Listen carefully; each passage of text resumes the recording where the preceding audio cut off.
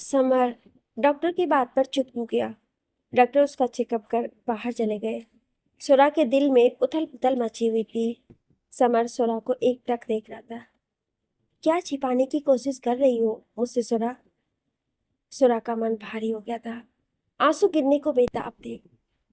वो कुछ बोलती उससे पहले ही सभी घर वाले आ जाते हैं। हर कोई अपने आंसुओं को रोकने की नाकामयाब कोशिश कर रहा था। समर को लगता है कि सब उसकी वजह से रो रहे हैं। वो सबसे बोलता है, अब तो मैं ठीक हूं। अब आप लोग क्यों रो रहे हैं? चुप हो जाइए। अब उसे कोई क्या बताए कि बीते कुछ घंटों में कितना कुछ हो गया।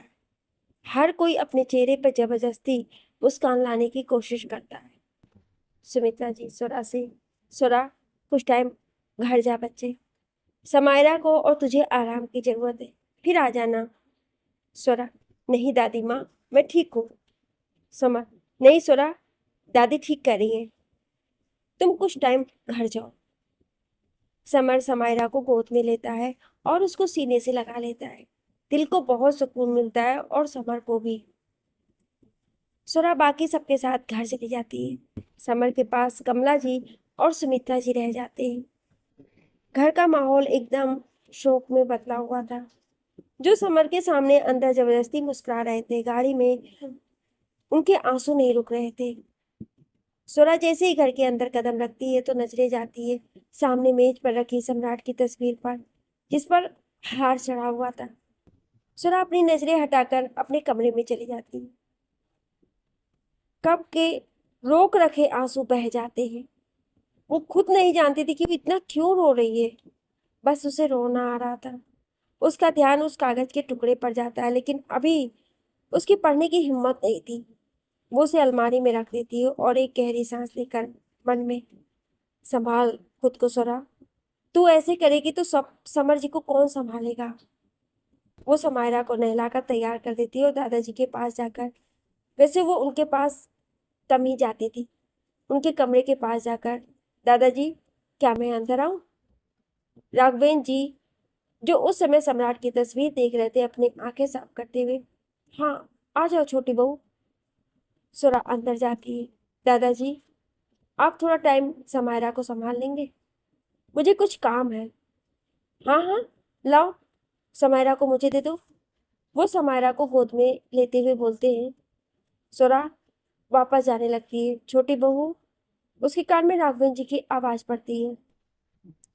मैं जानता हूँ कि सम्राट ने तुम्हारे साथ बहुत गलत किया और उसे अपने की सजा भी मिल गई, पर उसमें सारी गलती उसकी नहीं थी, मेरी भी थी।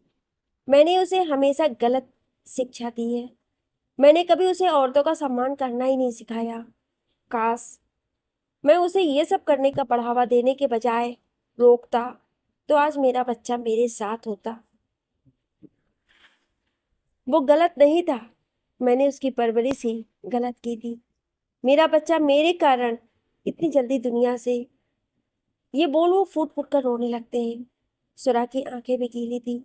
वो राघवेंद्र जी के पास जाकर, संभालिए खुद को दादाजी, आप ऐसे करेंगे तो कैसे चलेगा?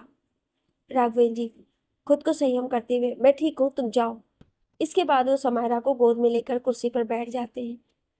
सुरा अपने कमरे में जाकर दरवाजा बंद कर अपना सिर दरवाजे से टिका लेती है। शाम के वक्त सुरा वापस हॉस्पिटल जाती है। समर उसकी तरफ देखकर मुस्कुरा देता है। सुरा भी मुस्कुरा देती है। कुछ ही देर में कमला जी और सुमित्रा जी घर चले जाते हैं। रह जाते हैं समर और सुरा और समायरा। सुरा, तुम ठीक हो ना? कोई परेशानी तो नहीं हो रही है ना तुम्हें? बहुत ही फिक्र करते हुए वो बोलती है। समर उसे अपने पास बिठाते हुए, सुरा मैं ठीक हूँ, पर तुम अपनी तबीयत मत खराब कर लेना। सुरा, तुम्हें पता है मैं कितना डर गई थी। मुझे लगा मैं तुम्हें खो दूंगी। वो तो उसकी जुबान पर आते आते रह जाती है। समझ, क्या बात है सुरा, तुम कुछ कह रही थी? मुझे ऐसे क्यों लग रहा है कि जैसे तुम मुझसे कुछ छिपा रही हो। सुरा, नहीं तो। चेहरे के भाव को ठीक करते हुए वो बोलती है, तुम बस ज्यादा सोच रहे हो। उसके कहने पर समर चुप हो जाता है, पर सुरा की हकलाहट उसे सोचने पर मजबूर कर देती है। कुछ दिन बीत जाते हैं। समर की हालत अब पहले से ठीक थी। सम्राट का ऐसे जाना सबको अंदर तक तोड़ गया था। सुरा भी थोड़ा चुप चुप रहने लगी थी।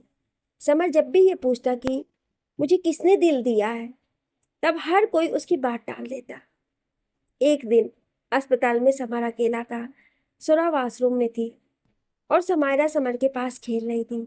एक नर्स समर की दवाई लेकर आती है। समर नर्स से, सिस्टर, आप मुझे बता सकती हैं कि मेरे डोनर का क्या नाम है? नर्स, आपको नहीं पता? एक मिनट, मैं आपकी फाइल में देखकर बताती हूँ। नर्स उसकी फाइल के पन्ने पलटती है। समर बेसब्री से उसके बोलने का इंतजार कर रहा था। नर्स, जी, इस पेशेंट को ब्रेन हेमरेज था। इसी ने आपको अपना हार्ट डोनेट किया है। समर, भगवान उसकी आत्मा को शांति दे। मैं उसका एहसान कभी नहीं भूल सकता। उसकी वजह से मैं अपनी बच्ची के साथ हूँ। वो समायरा का माथा चूम लेता है। नर्स, ये तो है सर। समर, नाम नहीं बताया आपने? नर्स, ओ हाँ, ये कोई सम्राट प्रताप सिंह है। ये सुन समर को एक झटका लगता है। क्या नाम लिया आपने सिस्टर? जैसे उसने गलत सुन लिया हो। नर्स, सम्राट प्रताप सिंह। दरवाजे पे खड़ी सोरा सब सुन लेती है। वो जल्दी से समर के पास जाकर उसको संभालती है। समर उसकी तरफ देखता है, जैसे आंखों से पूछ रहा है कि ये सब सच है। सोरा सिर हिलाकर हाँ का इशारा करती है। समर कुछ भी बोलने की हालत में नहीं था। उसका हाथ खुद ब खुद अपने दिल पर चला जाता है तो उसका दिल धक धक करने लगता है। ना चाहते हुए भी उसकी आंखों से दो आंसू लुढ़क जाते हैं। सुरा उसको चुप करवाती है, पर समर उसका हाथ हटा देता है। वो बोलता है, तुम राजी कैसे हो गई इस चीज के लिए? सुरा वापस से उसका हाथ अपने हाथ में लेकर, उस समय मुझे जो सही लगा वो मैंने किया। मेरे सामने उस वक्त सम्राट नहीं था, वो इंसान था जो मेरे पति की जान बचा रहा था। तुम्हारे सामने मुझे कुछ दिखाई नहीं दिया।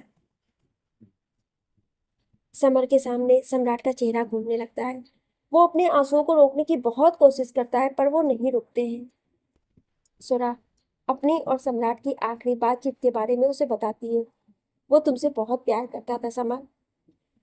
समर बिना कुछ बोले आंखें बंद कर लेट जाता है। सुरा उसकी हालत समझ रही थी। बहुत मुश्किल वक्त था ये समर के लिए। था तो उसका भाई, जिसे कभी वो जान से ज्यादा चाहता था। ऐसे ही कुछ दिन और बीत जाते हैं। समर अब बिल्कुल ठीक था। आज वो घर जाने वाला था। जब से उसे सम्राट के बारे में पता चला था, तो वो भी खामोश सा रहने लगा था। और सुरा उसे ऐसे देखकर उदास हो गई थी, जिससे समर को लगता है कि मेरे अंदर सम्राट का दिल है, इसलिए सुरा मुझसे दूर दूर रहने लगी। जैसे ही वो घर में कदम रखता है तो दीवार पर टंगी सम्राट की तस्वीर पर निगाहें जम जाती हैं। एक बार फिर सब लोगों की आंखें नम हो गई थी, सुरा की भी। कोई भी कुछ बोलने की हालत में नहीं था। वक्त जैसे एक जगह रुक सा गया हो सबके लिए। पर आगे तो बढ़ना था। समर को घर आए हुए भी 2 महीने हो गए थे।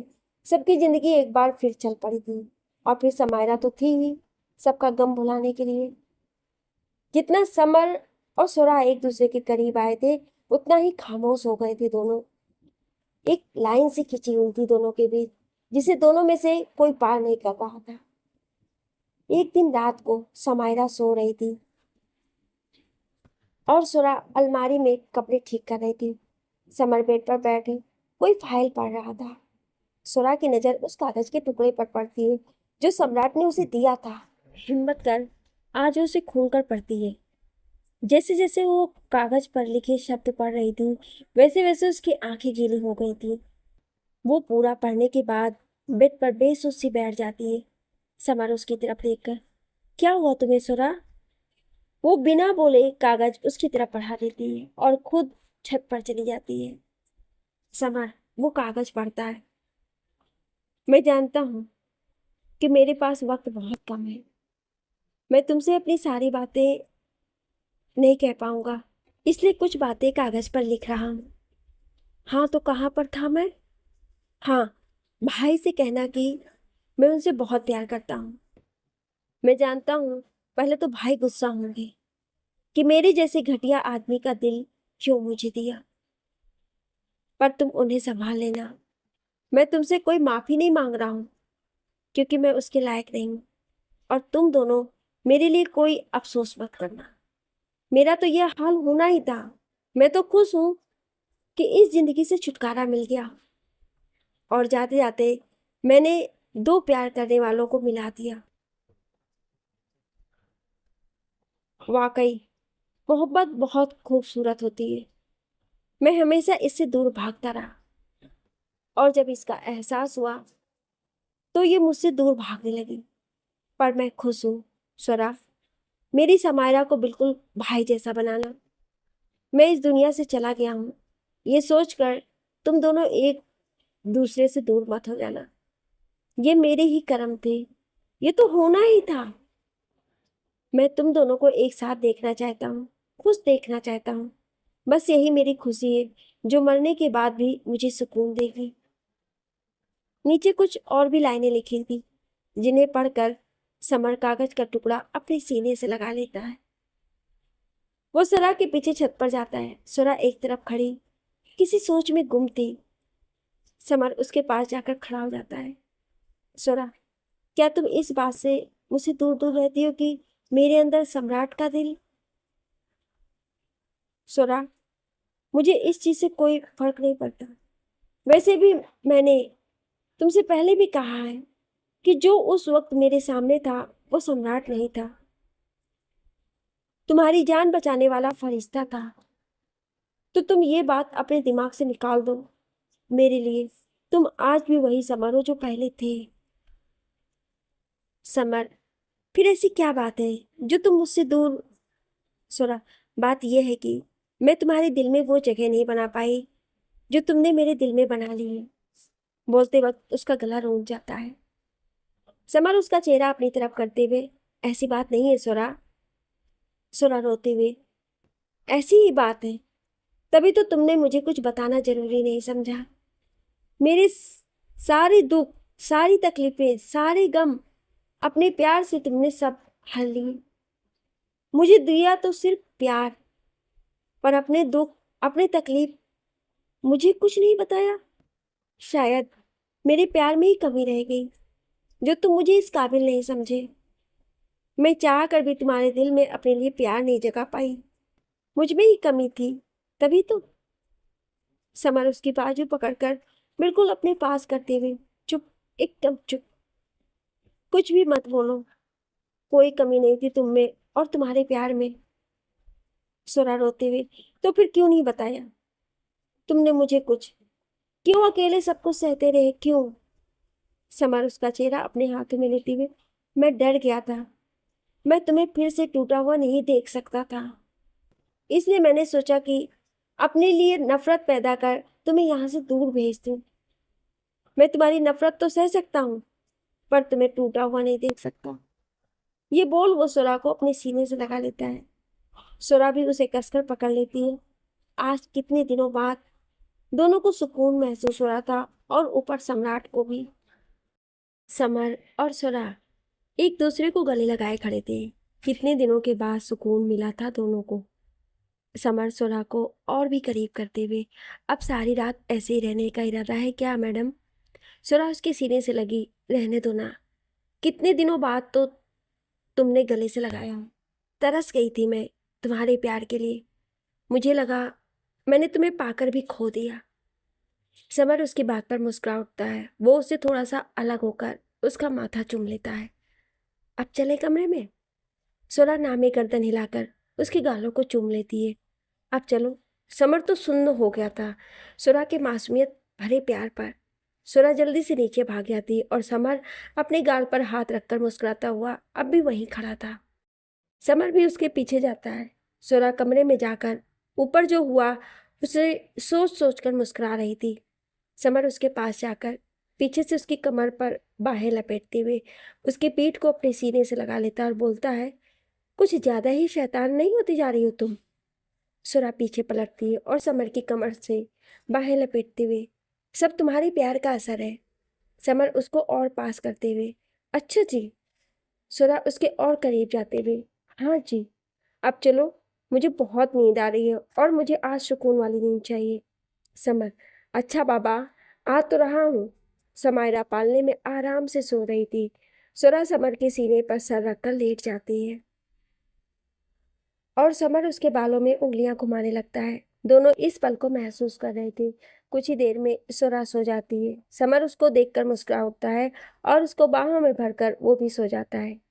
एक बार फिर शुरुआत हो गई थी दोनों के बेहिसाब प्यार की। दिन बीत रहे थे, सबकी जिंदगी अब पहले जैसे होने लगी थी, पर कभी न कभी सम्राट का जिक्र आंखें नम कर देता था। खैर, समर को आज चेकअप के लिए हॉस्पिटल जाना था।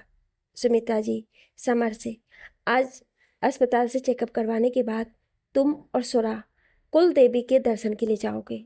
शादी हो गई, बच्चा भी हो गया, पर दर्शन करने नहीं गए। पर समायरा को मत लेकर जाना, वहाँ का मौसम तो तुम जानते ही हो, और अगर रात हो गई तो वहीं रुक जाना। समर, जी दादी माँ। सुमित्रा जी सुरा से, तैयार हो जा सुरा, और हाँ, लाल साड़ी ही पहनना। कुल देवी के मंदिर में पहली बार शादी के बाद बहू लाल जोड़े में ही जाती है। सुरा, ठीक है दादी माँ। समर सुरा के पास जाकर, एक काम करो, जब तक तुम तैयार होती हो तब तक मैं डॉक्टर के पास होकर आता हूँ। सुरा, नहीं, मैं भी चलूंगी तुम्हारे साथ, तुम बहुत बातें छिपाते हो।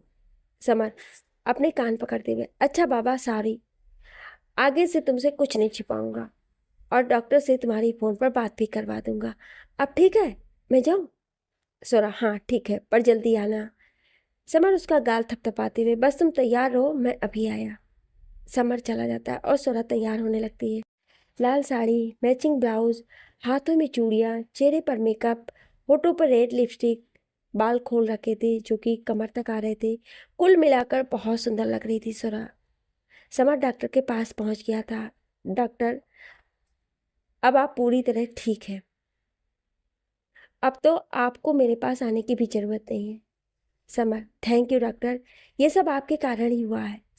डॉक्टर, नहीं मिस्टर समर, ये सब आपकी पत्नी के कारण हुआ है। उन्होंने जिस तरह आपका ध्यान रखा वो काबिल तारीफ है। समर, वो तो है डॉक्टर। ओके, अब मैं चलता हूँ। कुछ ही देर में समर घर पर था। वो सबको अपने बिल्कुल ठीक होने की खबर सुनाता है, जिसे सुन सभी भगवान को धन्यवाद करते हैं। कमरे में जाकर सुरा तो समर से लिपट जाती है और उसकी आंखों में नमी आ जाती है। समर, सुरा, आज तो खुशी का दिन है, तुम क्यों उदास हो रही हो? मैं ठीक हूँ बिल्कुल, अब हमें निकलना चाहिए। वो दोनों गाड़ी में बैठ कुलदेवी के मंदिर के लिए निकल जाते हैं। सुरा शीशे में से बाहर देख रही थी। हवा से उसके खुले बाल लहरा रहे थे। समर उसका हाथ पकड़कर गियर पर रख उस पर अपना हाथ रख देता है। सुरा की नजरें झुक जाती हैं। समर, बहुत अच्छी लग रही हो, पर ये नजरें मत झुकाओ, दिल को कुछ कुछ होता है। सुरा मुस्कुरा उठती है। थोड़े समय में वो मंदिर में दर्शन कर रहे थे। दोनों हाथ जोड़कर भगवान के सामने खड़े थे। पंडित जी दोनों से पूजा करवाते हैं। दोनों मंदिर से बाहर आते हैं। अभी अंधेरा नहीं हुआ था। सुरा, अभी तो बहुत टाइम है, घर चलते हैं। समर, बिल्कुल नहीं, मेरे साथ चलो, तुम्हारे लिए एक सरप्राइज है। सुरा अपनी आंखें बड़ी बड़ी करके, सरप्राइज मेरे लिए? वो भी यहाँ पर? क्या है बताओ ना। समर सुरा को गाड़ी में बिठाते हुए, पहले चलो तो सही। कुछ ही देर में उनकी गाड़ी एक बहुत ही सुंदर कॉटेज के सामने रुकती है। सुरा गाड़ी में से उतरने लगती है। समर उसका हाथ पकड़कर, रुको 2 मिनट, वो उसकी आंखों पर पट्टी बांध देता है। सुरा मुंह बनाते हुए, अब ये पट्टी निकालो इसे। समर उसका हाथ पकड़कर अंदर ले जाते हुए, चुपचाप चलो, बहुत बोलती हो तुम। सुरा, अच्छा जी, मैं ज़्यादा बोलती हूँ? मैं, ठीक है, अब मैं बोलूँगी ही नहीं, तुम कितना भी बुलाओगे तब भी नहीं बोलूँगी। समर उसकी बातों पर मुस्कुरा रहा था। सुरा का बोलना चालू रहता है, तुम सुन रहे हो ना, मैं नहीं बोलूँगी। सुरा के इतना कहते ही समर उसको कमर से पकड़कर अपने पास करता है और अपने होंठ उसके होठों पर रख देता है। सुरा को तो एक करंट सा लगता है, पूरा शरीर सुन्न हो गया था उसका। समर उससे अलग होकर, अब चुपचाप चलो। सुरा तो शर्म से मरी जा रही थी, अब उसकी आवाज़ भी नहीं निकल रही थी। समर को उस पर बहुत ही प्यार आ रहा था और उसकी हालत पर हंसी भी। समर एक जगह सुरा को रोकता है, फिर अपने होंठ उसके कान से छूते हुए, मैं पट्टी हटा रहा हूँ, तुम धीरे धीरे अपनी आंखें खोलना। सुरा के हाथों की मुट्ठियां उसकी साड़ी पर कस जाती हैं। वो सिर हिलाकर हाँ का इशारा करती है। समर धीरे से पट्टी खोल देता है। सुरा धीरे धीरे आंखें खोलती है। जैसे ही वो आंखें खोलती है तो सामने का नजारा देख चेहरे पर मुस्कान और आंखों में नमी तैर जाती है। वो चारों तरफ नजर घुमाकर देखती है तो दिल खुशी से झूम उठता है उसका। दरअसल पूरा कॉटेज बहुत सुंदर सजाया गया था और कॉटेज का एक ऐसा कोई कोना नहीं था जहां आई लव यू सुरा ना लिखा हो। बड़ी बड़ी सुरा की तस्वीरें लगी थी। सुरा उन सबको छू कर देख रही थी और आंखों से खुशी के आंसू बह रहे थे। समर यही खुशी उसके चेहरे पे देखना चाहता था। समर पीछे से उसको बाहों में भरते हुए, कैसा लगा इस नाचीज का छोटा सा तोहफा? सुरा उसके सीने से लगते हुए, मैं बता नहीं सकती मैं कितनी खुश हूं। तुमने मेरे लिए ये सब करने का सोचा। ये बहुत बड़ा तोहफा है मेरे लिए। मेरे पास शब्द नहीं है बताने को। मुझे सपने जैसा लग रहा है। मुझे यकीन नहीं हो रहा है कि तुम मुझसे इतना प्यार करते हो। समर उसको कसकर पकड़ते हुए, यकीन कर लो सुरा, यही सच है। मैं तुमसे बहुत बहुत बहुत प्यार करता हूँ। बेहद इश्क है तुमसे, बेहद। सुरा की आंखों से अब भी आंसू बह रहे थे। समर उसका चेहरा ऊपर करता है और उसके बहते आंसुओं पर अपने होंठ रख देता है। अब इन आंखों में आंसू नहीं आने चाहिए, समझी तुम? सुरा शर्मा कर दूसरी तरफ भाग जाती है। समर उसके पीछे भागते हुए, सुरा रुको तो, भाग कर कहाँ जाओगी? भागते हुए सुरा एक जगह पहुंच जाती है जहाँ एक टेंट हाउस था जो बहुत ही खूबसूरत तरीके से सजाया गया था, जिस पर लिखा था वेलकम सुरा। इतने में समर भी उसके पास आ जाता है। सुरा अंदर क्या है? समर खुद ही चलकर देख लो। वो अंदर जाते हैं। अंदर एक टेबल पर जिसपे सारा खाना सुरा की पसंद का था और उसके आसपास रखी तो कुर्सियां, जमीन पर गुब्बारे बिखरे पड़े थे। समर उसका हाथ पकड़कर एक कुर्सी खींचकर सुरा को बिठाता है और खुद उसके सामने वाली कुर्सी पर बैठ जाता है। सुरा बहुत खुश थी। ये तो उसके चेहरे से ही पता चल रहा था। समर सुरा को अपने हाथ से खाना खिलाता है और सुरा उसे। दोनों खाना खाकर टेंट से बाहर आते हैं। सुरा अब और कोई सरप्राइज भी रह गया है क्या? समर उसकी बात पर हंस पड़ता है। सुरा हंसो मत, ये बताओ हम आज रात यहीं रहने वाले हैं ना? समर हाँ, अंदर एक रूम है, चलो आओ तुम्हें दिखाता हूँ। सुरा उसका हाथ पकड़कर, यहीं रुकते हैं ना, यहाँ कितना अच्छा लग रहा है। समर नहीं, मौसम खराब हो रहा है, तुम्हें ठंड लग जाएगी, चलो आओ। समर उसे अंदर तक लेकर जाता है। जैसे वो कमरे का दरवाजा खोलता है तो हैरानी से आंखें फटी रह जाती है उसकी। कमरे को पूरा फूलों से सजाया गया था। बेड पर गुलाब की पंखुड़ियों से दिल बनाया हुआ था। चारों तरफ मोमबत्तियां जल रही थी। पूरा सुहागरात वाला माहौल था जिसे देख सुरा का दिल धक धक करने लगता है। उसे लगता है कि ये सब समर ने भी किया है। पर सच तो ये था कि इस बारे में समर को भी कुछ नहीं पता। उसने तो बस बाहर की सजावट करने को बोला था। अब होटल वालों ने गलत मतलब निकाल लिया तो क्या करे? समर सुरा की तरफ देखता है तो सुरा शर्मा कर चेहरा घुमा लेती है। समर को लगता है कि सुरा उसे गलत न समझ ले। वो जल्दी से सुरा के पास जाकर, ये सब मैंने नहीं किया। मैंने तो बस बाहर की डेकोरेशन करवाई थी। ये पता नहीं कैसे इन लोगों को गलतफहमी हो गई है शायद। तुम रुको, मैं ये सब साफ कराता हूँ। सुरा को समर की इस हालत पर हंसी आ रही थी और प्यार भी आ रहा था।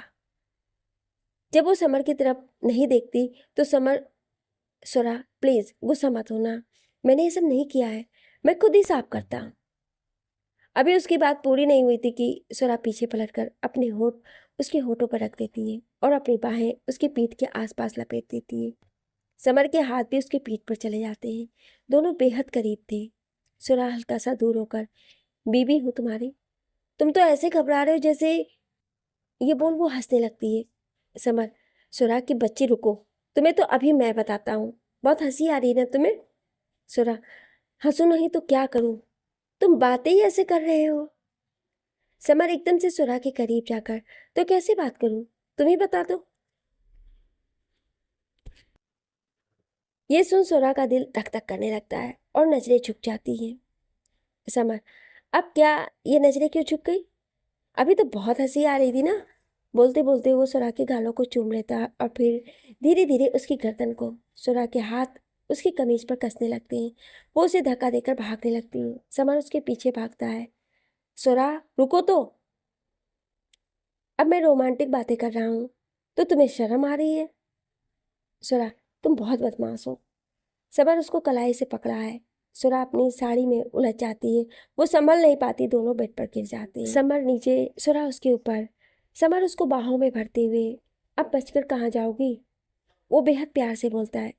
सोरा शर्माकर उसके सीने में चेहरा छुपा लेती है। आज मिलन हुआ था दो प्यार करने वालों का, जिसका साक्षी खिड़की में से झांकता चांद था। 2 साल बाद सोरा एक बार फिर अस्पताल में थी और समर बाहर बेचैनी से चक्कर काट रहा था। सब घर वाले भी वहीं थे। सोरा के माता पिता भी थे। वो भी अपनी सोरा से ज़्यादा दिन दूर नहीं रह पाए थे। कुछ ही देर में बच्चे की रोने की आवाज़ आती है। सबके चेहरे खिल जाते हैं।